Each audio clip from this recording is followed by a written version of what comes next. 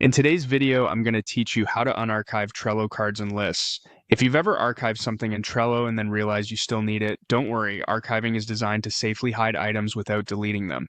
We're going to bring those cards or lists back into view in just a few clicks. Start by opening Trello and heading to your boards page. This is where all your boards live, so pick the board that originally contained the item you archived. Unarchiving must happen inside the same board where the card or list was archived, so choosing the correct board is important.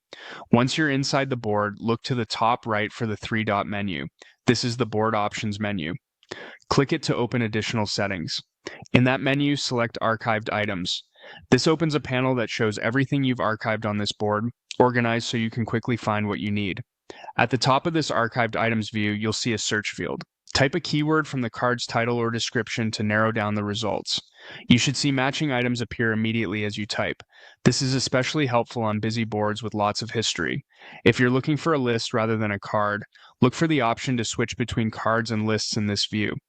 The process is the same, you're just filtering for a different item type. When you spot the card you want to bring back, click Restore.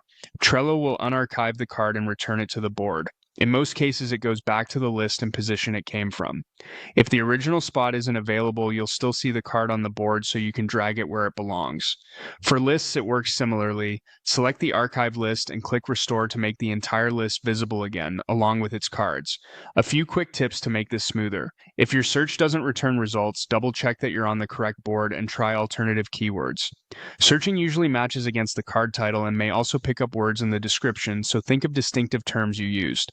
Also remember that archiving is board specific. If you archive something on a different board, you'll need to repeat these steps on that board's archived items page. And that's it.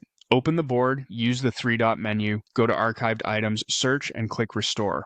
You now know exactly how to unarchive Trello cards and lists whenever you need them.